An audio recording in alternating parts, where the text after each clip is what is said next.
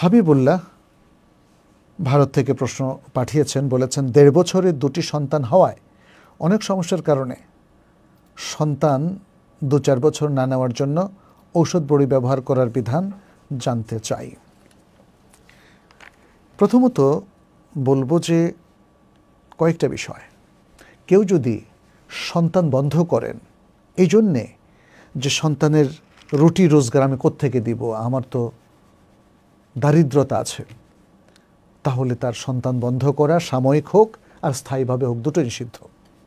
দ্বিতীয়ত, সন্তান নেওয়ার যে শক্তি আল্লাহ দিয়েছেন সেটাকে স্থায়ীভাবে বন্ধ করা পুরুষ বা মহিলার ক্ষেত্রে এটাও নিষিদ্ধ।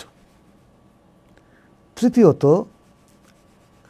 সন্তান পছন্দ করি না, ভালো লাগে না, একটা সন্তানই যথেষ্ট, যেটা আমরা দেখি পাশ্চাত্য দেশের স্লোগান, সেই স্লোগান দ্বারা প্রভাবিত হয়ে সন্তান বন্ধ করা এটাও শরিয়াসম্মত নয়।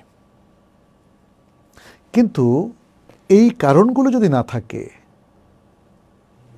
রিজেকের ভয় যদি না থাকে, পাশ্চাত্যের স্লোগানে প্রভাবিত হওয়ার বিষয়টা যদি না থাকে, বা স্থায়ীভাবে সন্তান উৎপাদনের শক্তিকে নষ্ট করার ইচ্ছা যদি না থাকে, তাহলে সাময়িক বিরতিকরণ এটা জায়েজ আছে।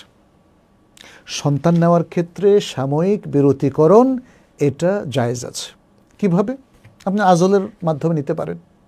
আজল হচ্ছে কোনো ধরনের ঔষধ, পথ্য, কন্ডম এগুলো ব্যবহার না করে জাস্ট যেই সময়ে মেয়েদের ডিম্বাণু বের হয়ে আসে এবং যখন কনসিভ হওয়ার সম্ভাবনা থাকে, এর একটা হিসাব আছে, যে কোনো দক্ষ এবং নলেজেবল দম্পতি সেগুলো জানেন। তো সেই হিসাবটা আপনারা ফলো করতে পারেন। সাহাবায়ে কেরাম থেকে হাদিস দ্বারা সাব্যস্ত তারা আজল করতেন এবং এটা রাসূল সাল্লাল্লাহু আলাইহি ওয়াসাল্লাম নিষেধ করেন নাই। দ্বিতীয় হচ্ছে, তারা যদি কোনো মিনস ইউজ করতে চান তাহলে তার জন্য কিছু শর্ত আছে। আপনি যেটা বললেন, ঔষধ, বড়ি কিংবা আরও কোনো জিনিস তিনি ব্যবহার করতে পারেন কিনা, এর ব্যবহারের বিধানটা কি। এখানে বেশ কয়েকটা শর্তে এই জিনিসগুলো ব্যবহার করে সাময়িক জন্ম বিরতিকরণ করতে পারেন। এটাও ইখতিলাফি বিষয়, অনেকে বলেন যে একদমই পারবেন না, বাট বিষয়টা আমাদের গবেষণায় সঠিক নয়। জন্ম বিরতিকরণ জায়েজ আছে, তবে শর্ত সাপেক্ষে। এর আগের বিশ্লেষণ তো আপনারা শুনেছেন। প্রথম শর্তটা হচ্ছে, জন্ম বিরতিকরণ এটা আপনার জন্য প্রয়োজন।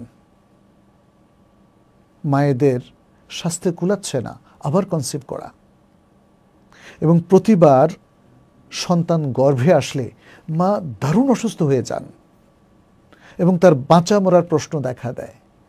মানে এখানে যে কোনো একটা বাঁচা মরার প্রশ্ন দেখা দেয়, অথবা তিনি খুব মানসিকভাবে অবসন্ন হয়ে পড়েন, শারীরিকভাবে বিধ্বস্ত হয়ে পড়েন।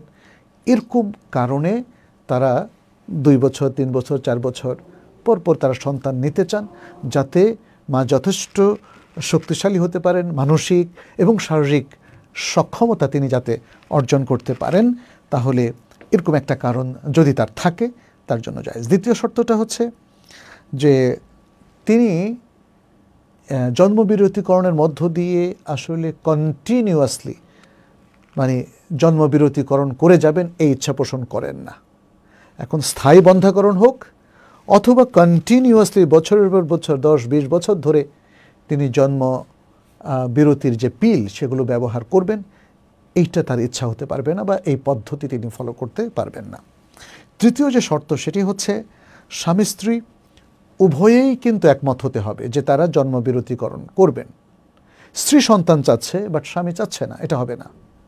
অথবা স্বামী চাচ্ছে স্ত্রী চাচ্ছে না, এটা হবে না। দুজনকে মিলে সাময়িক বিরতিকরণের উপর পর্যালোচনা করে তাদের একমত হতে হবে। এবং চতুর্থ শর্ত হচ্ছে যে এই বিরতিকরণের জন্যে স্বামী বা স্ত্রী যে মিন্সগুলো ব্যবহার করবেন, এটা তাদের কোনো একজন অথবা উভয়ের জন্য ক্ষতিকারক হবে না। কেননা নবী সাল্লাল্লাহু আলাইহি ওয়াসাল্লাম বলেছেন, লা দারারা ওয়ালা দিরার, ক্ষতি নিজেরও করা যাবে না, অন্যেরও করা যাবে না। এই হাদিসটা বর্ণনা করেছেন ইমাম আহমদ, ইবনে মাজাহ এবং আরও অনেকে, আর শেখ আলবানী এটাকে সহিহ বলে উল্লেখ করেছেন। তো এই শর্তগুলো যদি পাওয়া যায়, তখন আমাদের দম্পতিগুলো তারা সাময়িকভাবে কিছুকাল জন্মবিরতিকরণ করতে পারবেন প্রয়োজন অনুযায়ী। কতদিন সেটা, এটা কিন্তু মেনশন করা নেই। এটা 6 মাস হতে পারে, 1 বছর হতে পারে, 2 বছর হতে পারে, কিংবা কারো কারো ক্ষেত্রে আর একটু বেশিও হতে পারে। যেহেতু শরিয়া এখানে কোনো বাধা ধরা নিয়ম দেয়নি, তাহলে আমরা বলবো খুব অল্প সময়ের জন্য যদি বিরতিকরণ জায়েজ হয়, তাহলে একটু বেশি সময়ও কারো কারো লাগতে পারে, অতএব সে বিরতিকরণ তার জন্য জায়েজ হবে। আলহামদুলিল্লাহি রাব্বিল আলামিন।